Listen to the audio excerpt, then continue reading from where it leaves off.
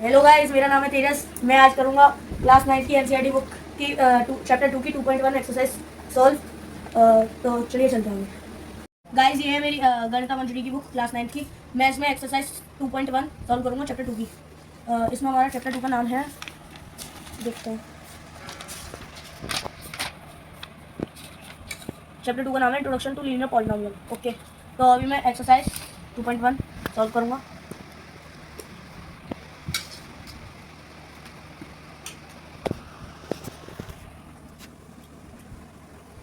ये हमारी exercise set 2.1।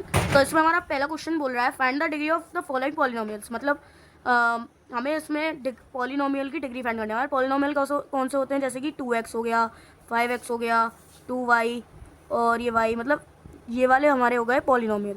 तो अभी मैं आपको इसका थोड़ा बेसिक बता देता हूँ। डिग्री हमारी क्या चीज़ होती है? डिग्री मतलब जैसे क्यूबिक है, क्यूबिक एक डिग्री का नाम है। जैसे क्यूबिक आता है, अगर हमारी डिग्री, जैसे हमारी ये पावर है ना 2, ऐसे यहाँ पर अगर पावर हो 3, जैसे ये है 3 पावर 3, तो हमारी इस वाली जो डिग्री है ना, इसकी हमारी 3 हो गई और इस डिग्री का नाम होगा क्यूबिक। और ये जैसे 2 दी गई है तो इस 2 का नाम होगा क्वाड्रेटिक।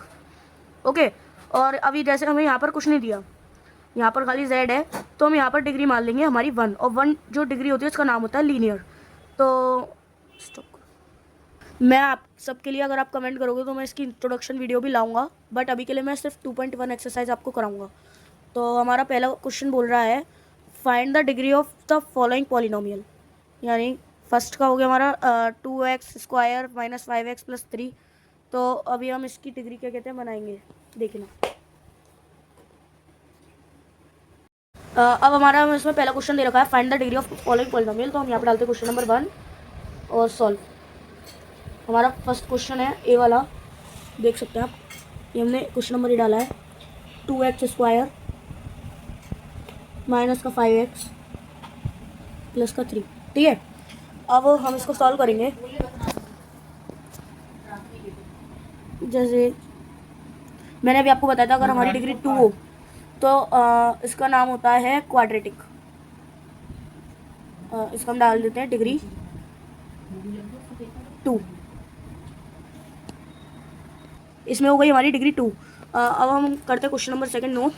देखिए, मैंने क्वेश्चन नोट कर लिया, y³ + 2y - 1। अब मैंने आपको बताया था कि जो हमारी ये डिग्री आ रही है, यानी y³ आ रही है, ये q आ रहा है, 3 आ रहा है। तो हमने अभी यहाँ पर आपको दिखाया था, मैंने चार्ट बनाया था एक। अगर हमारी डिग्री 3 आ रही है तो इसका नाम होगा क्यूबिक। ठीक है, तो अभी हम डाल देते हैं यहाँ पर डिग्री = 3 क्यूबिक, और यहाँ पे हम डाल देते हैं क्वाड्रेटिक। अब हम यहाँ पर ये सी वाला है। अब मैं इसको क्वेश्चन को नोट कर लेता हूँ। अब देखिए, मैंने क्वेश्चन नोट करा है, जैसे कि -9। अब देखिए, अब ना तो इस पर हमारी कोई डिग्री है, ना ही कोई पावर है, यानी अब इसकी जो डिग्री होगी हमारी, वो होगी 1 लीनियर। ऐसे ही फोर्थ वाला होगा, है ना, डी वाला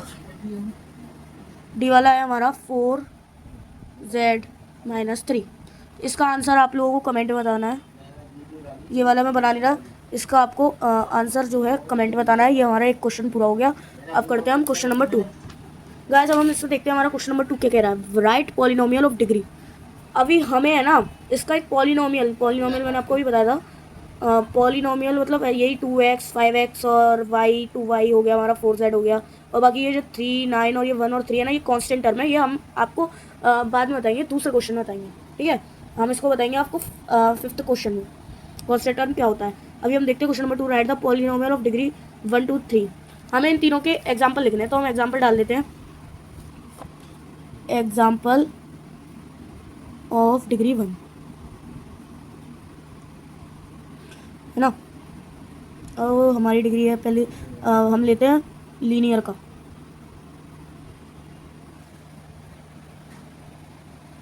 देखिए, मैंने ये सबके तीनों डिग्री के एक एग्जांपल ले लिया। मैं आपको बता दे रहा हूँ मैंने कैसे लिया। ये है लीनियर का हमने लिया 3x - 4। हम इसकी डिग्री 1 मान लेंगे। ठीक है, जैसे मैंने आपको अभी यहाँ बताया था इसमें कि हम इसमें 1 मान लेंगे। ठीक है, अब ये क्वाड्रेटिक है। क्वाड्रेटिक का एग्जाम्पल है 3x² minus 4z plus z। इसकी हमने डिग्री ली है 2, यानी मैंने अभी आपको यहाँ बताया था कि अगर हमारी डिग्री 2 होती है तो उसका नाम होता है क्वाड्रेटिक। ऐसे यहाँ पर हमने क्वाड्रेटिक का ये एग्जाम्पल लिया है 3x² minus 4 plus z। Cubic का हमने एग्जाम्पल लिया है 3x³ minus 4 plus z minus 4z। ठीक है, अब हम चलते हैं क्वेश्चन नंबर 3 की तरफ। क्वेश्चन नंबर 3 हमारा, what are the coefficient of x² and x³ in the polynomial. इसमें हमें दिया है, हमें बताना है इसका कोफिशिएंट x² और x³ का। मैं जब इसकी इंट्रोडक्शन वीडियो आएगी तो आप कोफिशिएंट देख लेना, बाकी मैं आपको अभी इसका आंसर बता देता हूँ। उसका आंसर क्या होगा हमारा, what are the coefficient. Coefficient हमारा ये होगा, जैसे ये हमारा x² का कोफिशिएंट होगा 6 और x³ का कोफिशिएंट होगा 3।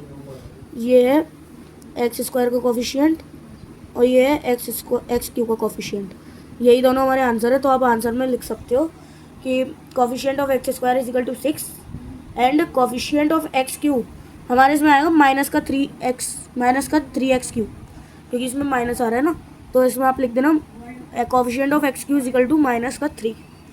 तो अभी हमने ये यहीं समझ लिया है, तो हम क्वेश्चन नंबर 4 की तरफ चलते हैं। What is the coefficient of z in the polynomial. आप देख सकते हैं कि हमारे पास z³ है, z² है एंड माइनस का 11 है। हमारे पास यहाँ पे सिंगल मतलब लीनियर z कहीं पर भी नहीं है। हम इसमें z अलग से मान लेंगे और उसकी पावर रख देंगे 1। ओके, तो हम इसी को आंसर मान लेंगे अपना। z coefficient of z is equal to 1 लिख देना आप। ओके, और बचा 5। What is the constant term of the polynomial 9x² plus 5x² minus 8x minus 10। इसका हमें कांस्टेंट टर्म होता है, जैसे कि हमें इसके पीछे वेरिएबल दिख रहा है, हमें इसके पीछे वेरिएबल दिख रहा है, इसके भी पीछे वेरिएबल दिख रहा है, बट इसके पीछे कहीं पे भी वेरिएबल नहीं है, तो ये हमारा कांस्टेंट टर्म हो गया, अल्फ़ाबेटिक टर्म। ओके, तो ये हमारी यहाँ पर एक्सरसाइज 2.1 होती है ख़त्म। अब हम मिलते हैं एक्सरसाइज 2.2 के साथ जल्दी। बाय।